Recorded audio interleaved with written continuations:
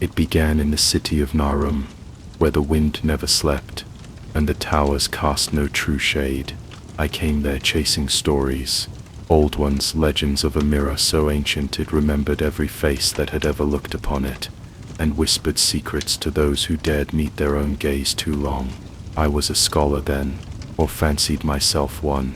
I'd studied at the citadel of ash and ink. I could recite the 13 forbidden treatises and name every known dream metal by taste alone. But I had no name in the world, no place, no power, so I went looking for knowledge, and instead I found him. The mirror lay buried beneath the ruined bathhouse of a forgotten prince, half submerged in sand and heat. Its frame was obsidian carved with spirals, its glass dark as stormed water. It didn't shimmer, it stared. The moment I saw my face in it, something twisted inside me. Not fear, not awe, recognition. I should have turned away, but I was curious. I am always curious. The mirror didn't show what I expected. Not the dusty scholar, not the tired man with cracked lips and ink-stained sleeves. The reflection stood straighter, his eyes were sharper, clearer, his clothes finer. He smiled, not with cruelty, but with confidence, as if he knew something I didn't. Then he reached out, and I, fool that I am, reached back. The glass rippled, and he stepped out. It took time to notice. At first he just stood there mirroring me too perfectly. Then when I looked away, I heard footsteps behind me. When I turned back, he was gone. I thought it a hallucination, a trick of the desert heat, until I returned to my quarters and found my books had been reorganized, my letters rewritten in finer script, my face, his face, carved onto a clay tablet by hands that were not mine.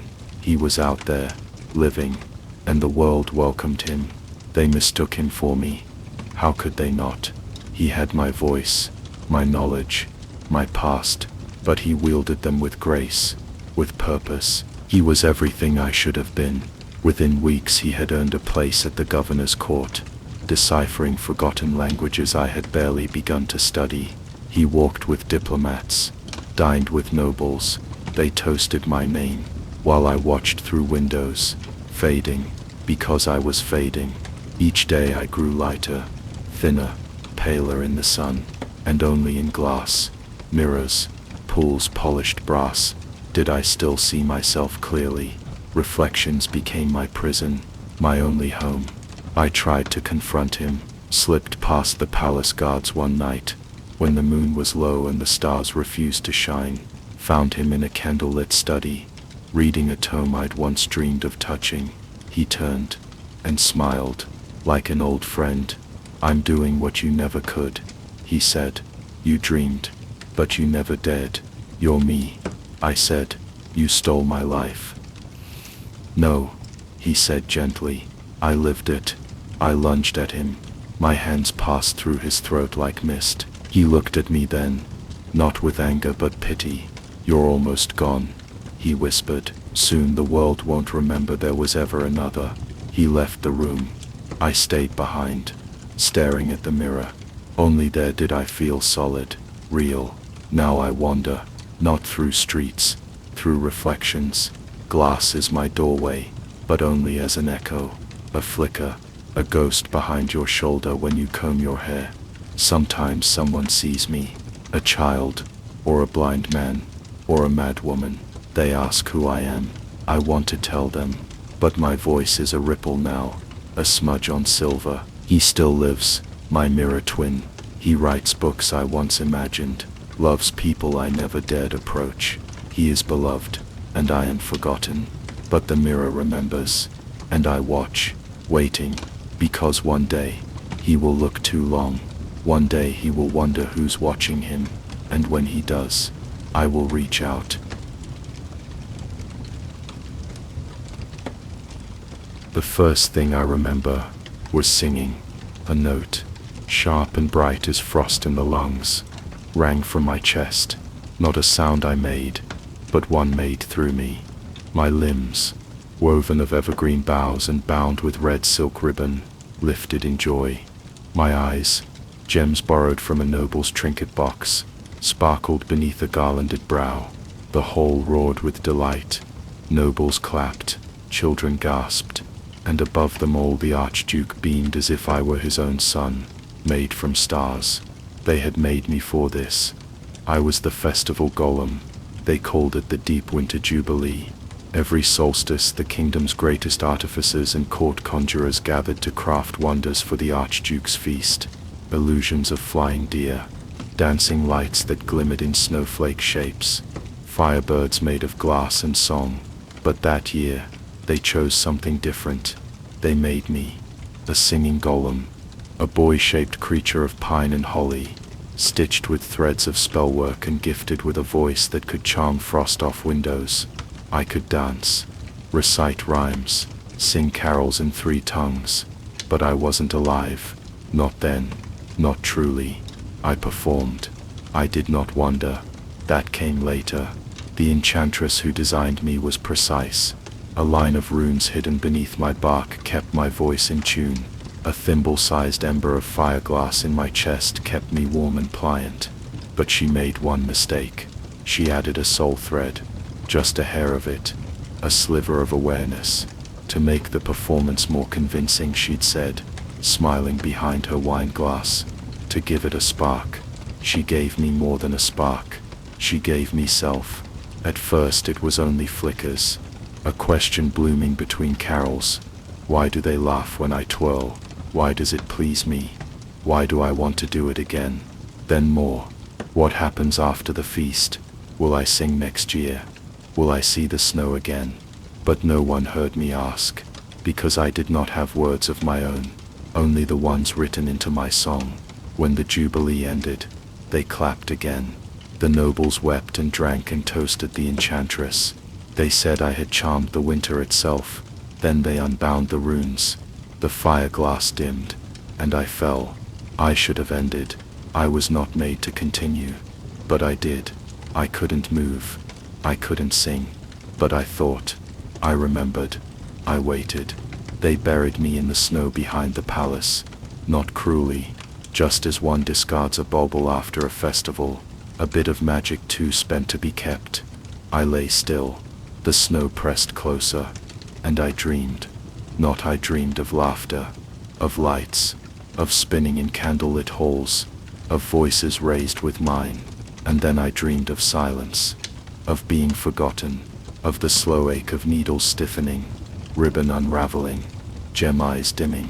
Still I hoped. Someone would remember. Someone would return. Surely. Seasons passed. The snow melted.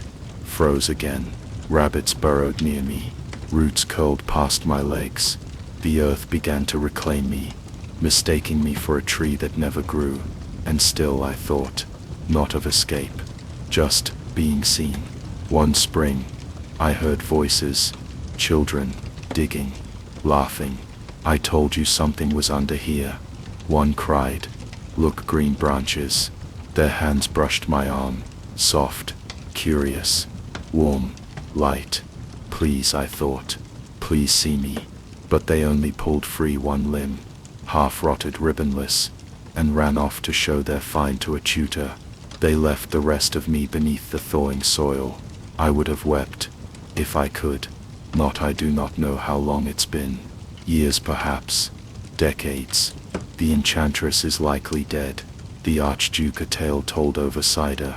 The palace may be crumbling. The snow returns each winter, blanketing my thoughts. But the soul thread still glows, faint and stubborn, like the last ember in a hearth. I remain, not out of purpose, not out of design, but because I was. And I remember, if you walk the palace gardens in deep winter, you might see a shape beneath the snow, a jut of pine, a ribbon thread. You might hear, if the wind is still, the faintest hum of a winter song. That is me, the festival golem, forgotten but thinking. Once crafted to bring joy, now only dreaming of it. The mud wasn't so bad. After the first week, it got into everything, of course, between hoof and nail, across the thick bristles of my back, behind my tusks, but I learned not to fight it. There's a kind of freedom in filth. No one expects greatness from a swineherd, least of all one with a twisted snout, and hands half-hoofed, a mouth that could grunt or groan but not charm. Once I'd charmed whole courts, but that was before I wore a ring of iron on my ear, and smelled like sour hay. Before the curse, the sorceress had told me the terms clearly. You'll lose your name, your crown, and your face, she said, her voice like shattered bells. When your heart learns humility, and not before, may you wear your own skin again. I had laughed, even with her magic curling in the air like smoke. I had laughed. Now I grunt in straw, and chew cobs with the sows. The royal family does not know what I am. To them, I am just the help, a beast in a pen, a man-shaped pig who came from the forest with a gift for tending their fattened herd. They keep me at the edge of the palace grounds, near the woodline, far from the marble and lace. But she visits. The princess, she doesn't see me at first. Not really. She's drawn to the odd, to the grotesque, to anything that might make her laugh and distract from her boredom. Not with speech, for the curse twists my words, but with gifts. The first I craft from bone and clay, a music box shaped like a lily, that sings when touched by sunlight. She claps like a child and demands more, so I make her a mirror that always flatters, a parasol that rains perfumed snow. Each time, she draws closer. Each time she asks why I, something so filthy, can make things so beautiful. I want to ask her why she is beautiful, and yet speaks only cruelty, but I do not. Instead, I kneel in the slop, and make her one final trinket, a pendant in the shape of a heart, that opens to show whatever you desire most. She gasps when she sees her own face reflected, radiant and aglow. She leans down, and kisses me. The world shifts, the sky stutters, the air glows gold, and I feel it. My tusks drawing back, my spine unbending, my hands unfurling into fingers. Human, once more, but not alone. She screams, because the moment her lips touch mine, the curse changes course. Where once I wore the boar's shape alone, now we are bound. Her gown stiffens into coarse hair, her feet curl inward, her voice, once lilting, falls into oinks and snarls. She stumbles, falls, thrashes in the trough, and I, freshly human, kneel beside her. As I could leave, walk into the palace, reclaim my title, reveal all, but I don't, because I see her now. Not her face, not her mask, but the frantic terror in her eyes, the shame she cannot hide. I know that shame. I wore it for months. She wears it now, so I stay with her. We tend the pigs together, silent, side by side. Some days she weeps, some days she rages, but slowly, day by day, she changes. Not her shape, though even that softens, but her spirit. She learns gentleness. She strokes the newborn piglets with care. She hums lullabies to the herd, and sometimes when no one watches, she laughs, not with scorn, with joy. It takes a full season. Then one morning, as we sit in the mud, she presses her brow to mine, and kisses me again. This time there is no gold, no flash, just a slow warmth, like sunrise on skin. When I open my eyes, she is human once more, and I am still me, still pig and man, caught between, but no longer cursed, no longer ashamed. We leave the palace together. She takes my hand. We walk into the forest, not as prince and princess, not as monster and victim, but as two who learned what it is to wear ugliness, and survive it. And sometimes, at night, I catch her building music boxes in the dark, her hands filthy with mud, her face lit with joy, and I think, beauty was never the punishment, it was forgetting what lies beneath. I dug it from a corpse heap, buried beneath burned armor and bone-charred earth. It gleamed, though not with light. No, the blade drank light. Its edge was dull and black, veined with veins of glowing ember like veins under burnt skin. Its hilt was leather, cracked and seared, and when I touched it, I heard 3 voices sigh. That should have warned me, but I was tired. Tired of war, of marching, and bleeding, and losing. So I took it, and the world changed. No, I was a common soldier then, no name worth repeating. A ragged coat, a dull sword, and scars layered like old bark. The war had gone on for years. Kings dead, thrones burned, borders blurred. I fought for the last flag that would pay me. That day they didn't. We lost again. I was the only one still breathing, buried under ash and screams, until I found the blade. Until it found me. The first time I drew it, the air rippled. Not heat, memory. Ash rose from the ground in spirals, thick and slow.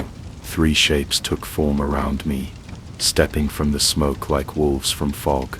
The first was a dog, as tall as a horse, eyes like burning coals, mouth full of black teeth.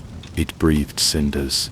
The second was a stag with ribs showing through scorched hide, its antlers tipped with iron blades, smoke leaking from its hooves. The third was a serpent, long as a siege ladder, its body coiled with brands and chain, voice like the hiss of dying flame. They bowed their heads to me, not with loyalty, with recognition, and I understood. They had followed this blade before, and they would follow it again. I brought down a fortress that night, alone. The beasts did the rest. No man could stand against them. No wall could hold. And when the cinders cooled, I stood amidst ruin, and they waited at my back. They called me Ashblade after that.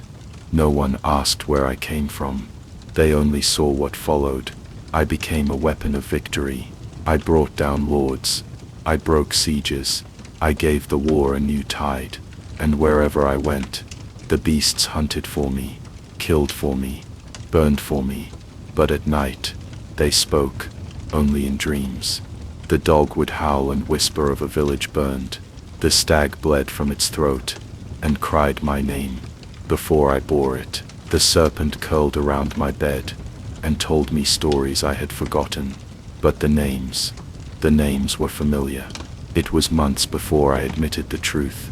Each beast bore a soul, not just any souls, souls of the dead I had made.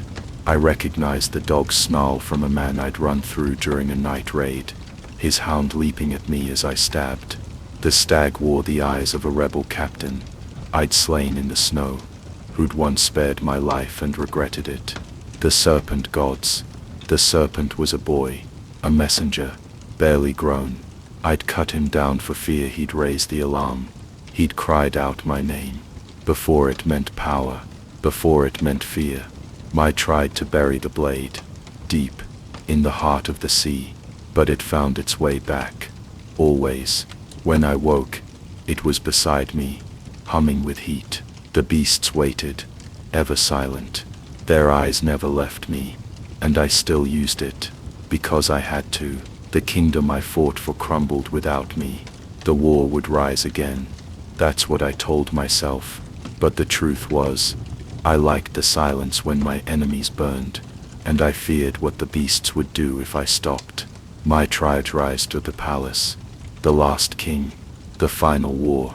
They crowned me before the fires were out, called me savior, rebuilder. They built statues of me, with the blade held high. But the beasts grew restless. They prowled the shadows. They stared at the statues. They whispered louder. We are not weapons. We are not tools. We are not yours. One night I found the dog curled on my throne. Its eyes wept molten tears. Do you remember my name? It asked. I didn't. I had never asked it. Not before I killed him. Not after. The next day I found the stag beneath the stained glass windows. It shattered them with a cry. My kingdom was small, it said, but I ruled it with love. What do you rule with? I had no answer. The serpent came last, wrapped around the blade, whispering with venom. I wanted to live. My tries dropped the blade. It burned my hand, not with heat, with guilt. It branded me, and the beasts turned. not away, on me. They tore through my court. They spared no statue, no lie, no shrine. I fled, to where I found the blade, to the corpse heap, where it all began. The beasts around me, waiting, not for command, but for judgment. And I know the truth. Power born of guilt is still power, but it feeds on the dead, and the dead grow hungry. Not. So I raise the blade one last time, not to summon, but to offer myself to ash, to them, to peace. Let this war end. Let the beasts rest. Let the blade cool. And let the next man who finds it see more than ruin. Let him see me, and remember. They said my house had fallen, the coins gone, the land sold. My name, once etched in iron above the temple gates, now spoken only in jest.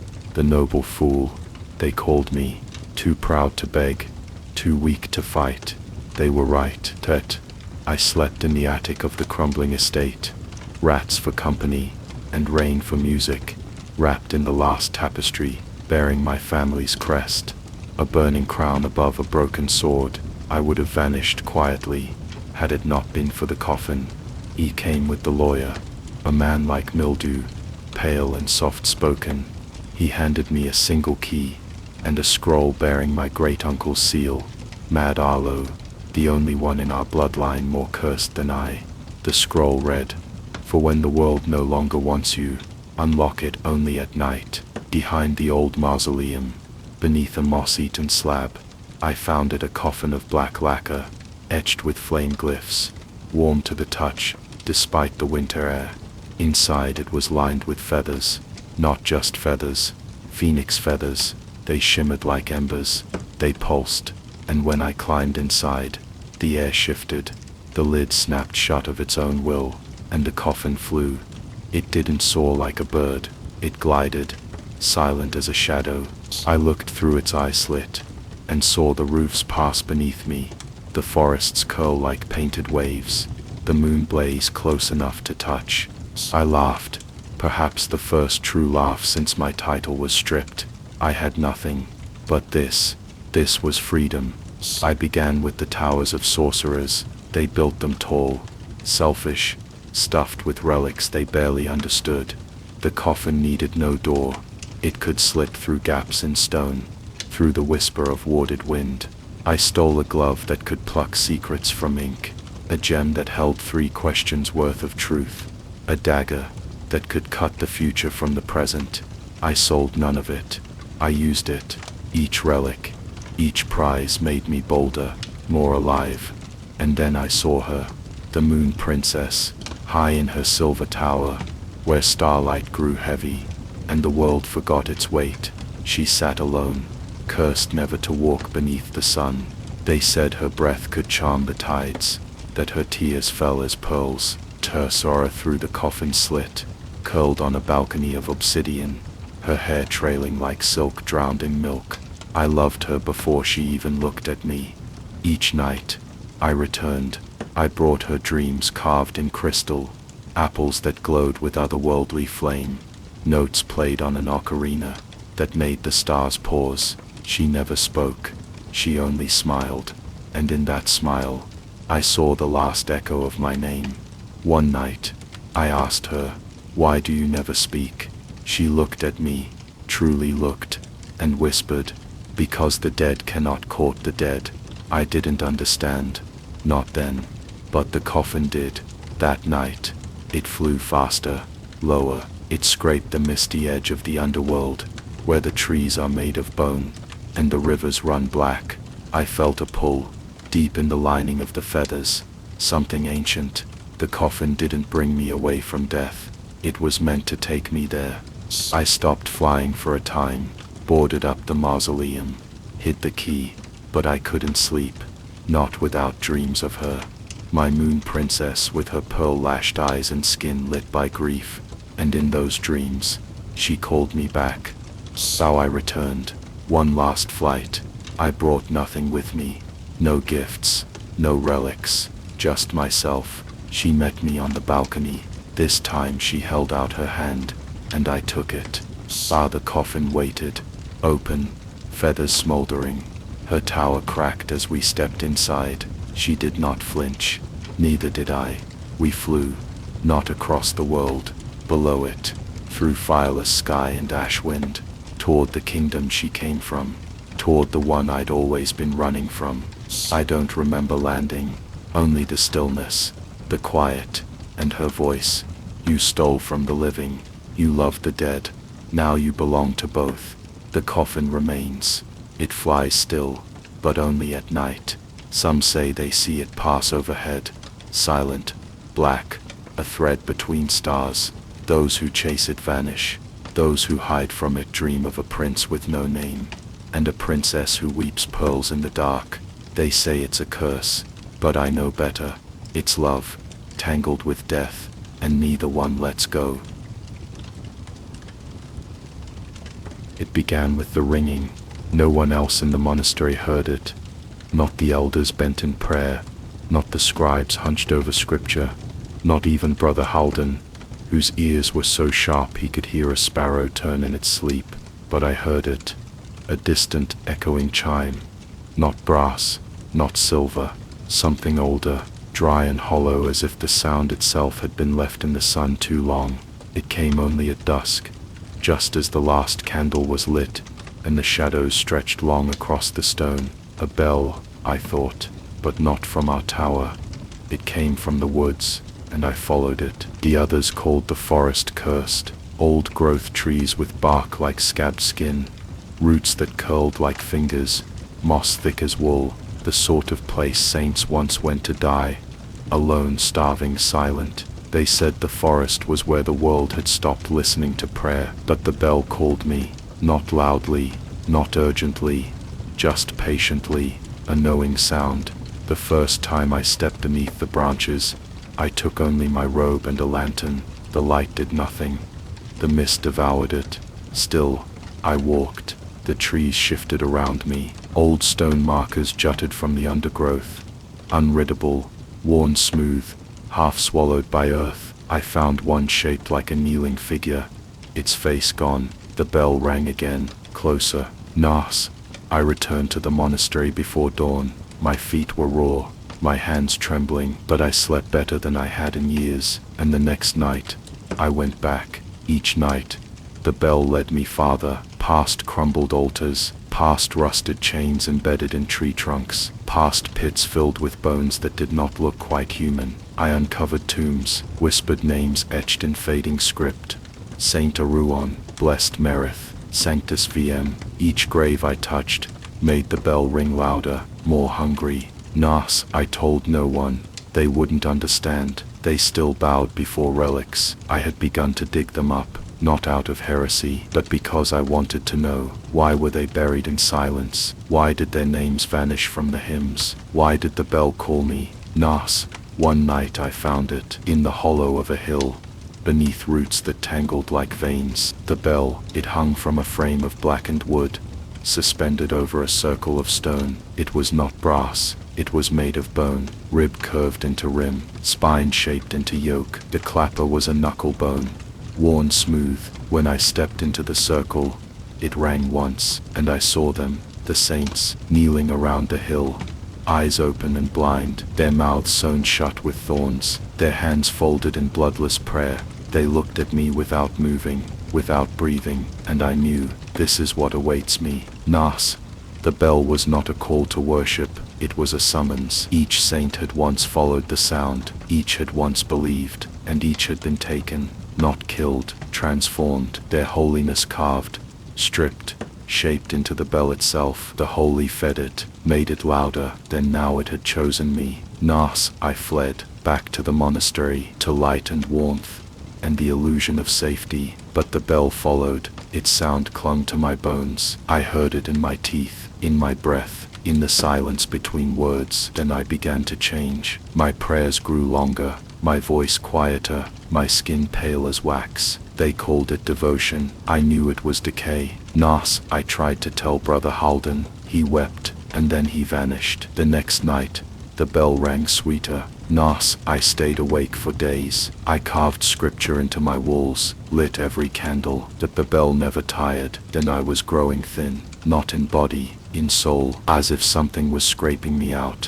one heartbeat at a time. Nas, on the final night, I returned to the forest, not to run, to end it. I brought a hammer, fire, iron nails. The bell was waiting, so were the saints. They did not move, but they watched, with eyes that remembered what they had once been. Nas, I struck the bell, not to ring it, to break it. The bone cracked. The saint screamed, not aloud, but inside me. Memories poured through my skin. Suffering, glory, sacrifice, obedience. I fell to my knees. In the bell sang, one last time, a sound like falling snow and bleeding stars, and then silence. Nas, I woke in the monastery, alive, alone, but my bones ached. They pulsed when dusk fell. They hummed when I prayed. Nas, I speak less now, walk slowly. Each night, I feel something growing beneath my skin, a shape, a curve, a rim. Nas, one day someone will hear it, the bell ringing again.